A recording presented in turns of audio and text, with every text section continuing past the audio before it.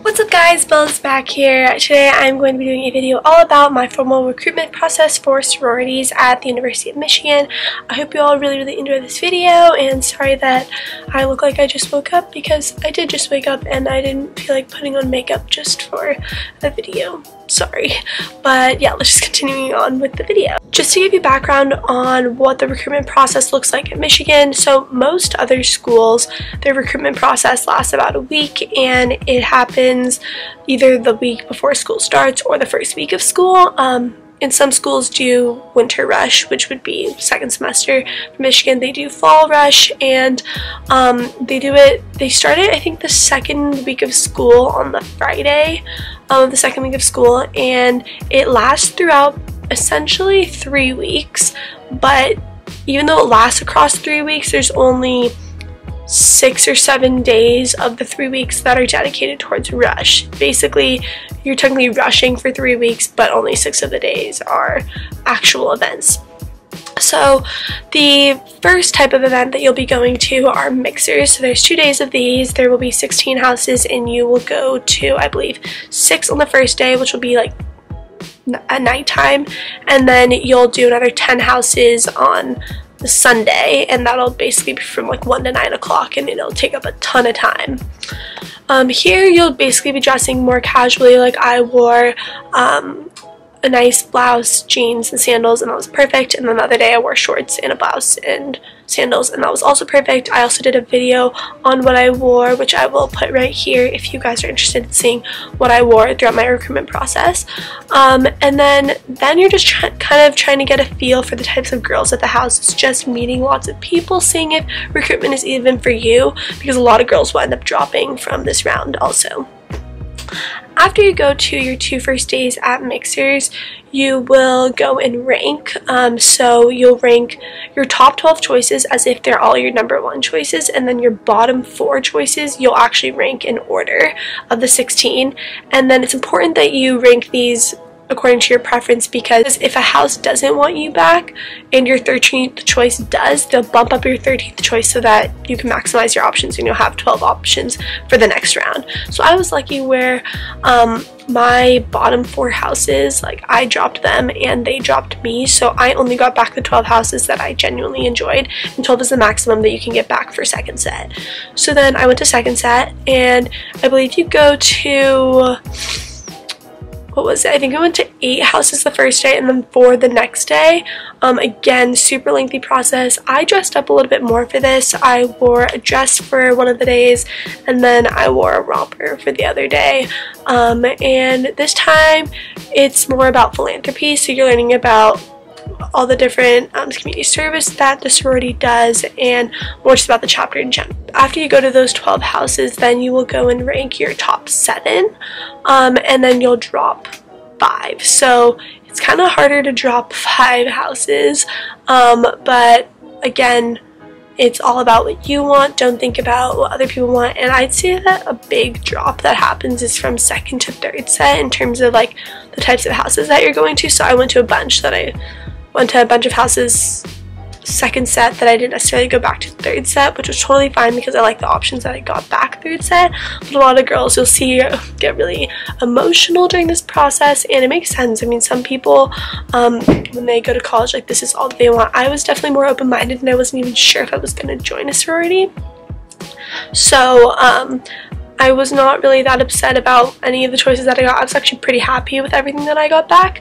So then, yes, for third set, there'll be 8 blocks of time, but the maximum of houses that you can get back is 7, so you'll have a break during one of those slots. And you'll meet some girls who will only have like 5 different slots for 5 different house options, or even 2 or 3. Some people get dropped a lot, and some people just get 7 back. It's just honestly kind of dependent on the person. And then after this, after you go to both days of third set, which I dressed up even more for, I wore a nice blouse, a skirt, and I wore heels for this round. And I actually repeated the outfit twice, because technically what you wear to one of the days for one of the sets, those houses won't be seeing you the second day of that set, so they won't know if you're wearing the same outfit to both houses. And I just really liked my outfit, so I wore it. Third set is also all about house tours, and you're getting a real feel of the house, like whether you can actually see yourself going back there, and definitely getting the vibe of the girls and whether you can see yourself living there, because most people will be living there their sophomore year. Also, most people rushing are usually freshmen and sophomores, but yeah, live-ins are usually sophomores. So then after this, you will go and rank your top 2 houses, and then you'll rank the bottom 5 in order again. So like your top 2 will be just like equal, and your bottom 5 you'll rank in order. And these are the 2 houses that you'll be getting back for preference parties. Once you're ranking for preference parties, it's really important that you think about, can I actually see myself at one of these top 2 houses that I'm putting, because those are the 2 houses that you're going to be left with at the end of the day, and you're almost guaranteed a bid back from both of them. It's really rare to be dropped after you've gotten your choices back for preference parties. So when I was preferencing, like picking which one I wanted between the 2, that was really difficult because I didn't know, I wasn't really sure which one I wanted to go above the other. But everybody will say this to you, and it's the most annoying thing ever. They'll say the process works out for itself, and like it'll figure it out on its own, like you'll end up where you're meant to be. And I hate to say this, but I genuinely think that's how it works out.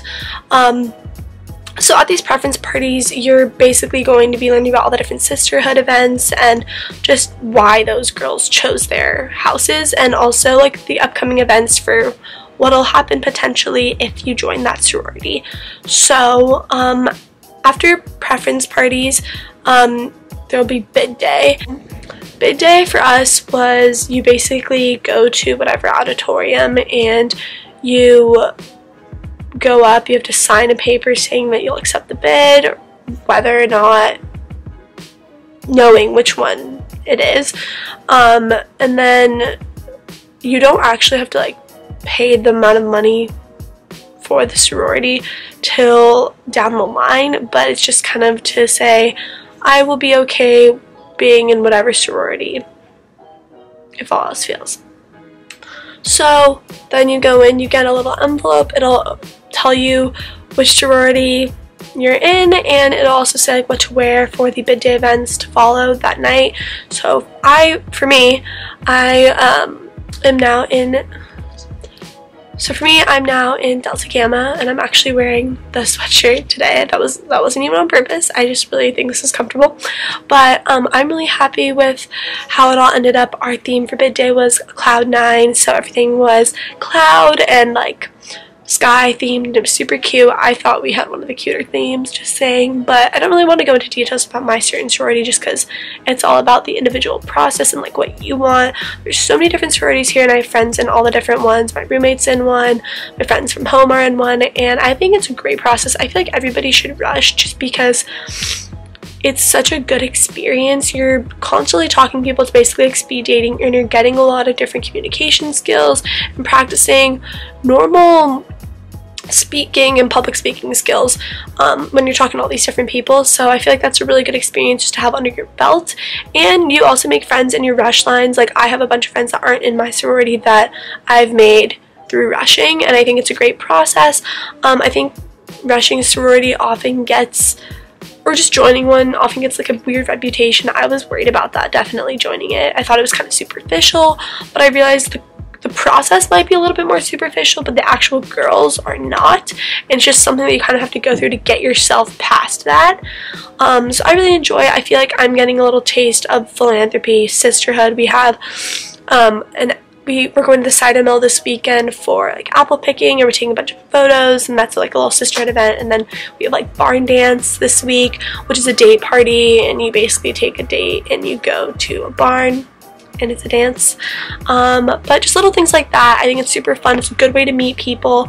Also, a lot of times parties and going out in college, you're just going to a random party and you don't really know anybody, and it's different people every time, whereas I kind of like going with the same group of girls just so that, and going with different groups of guys too, and sometimes we have mixers with other sororities, but like you're still with a good group of people where they know you and you're safe, especially because going out weird things can happen, and I just think it's better to surround yourself with people that you get to know better. I go to a school where my grade is like 7,000 kids, so being in a sorority with a pledge class of like 65 girls makes it a lot smaller, and you tend to be similar with your values. I've met a lot of girls who are also studying in the business school just like me, and I just really enjoy having that common connection between all of us. So even just like walking down the hall like a few days after bid day, I saw a bunch of girls that were in the pledge classes above me in DG, and I was able to just say hi, and it's nice just to see familiar faces across campus now.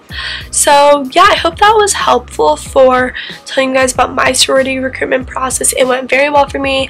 I know some people didn't have that great of experiences. Like I said, it's all down to the individual. You shouldn't listen to your friends. It's your own process. I know that's weird to make it sound all serious, but it's true. That's what your Rho Omega will tell you. She's the person that disaffiliates from her sorority in order to help you during the process and give you advice.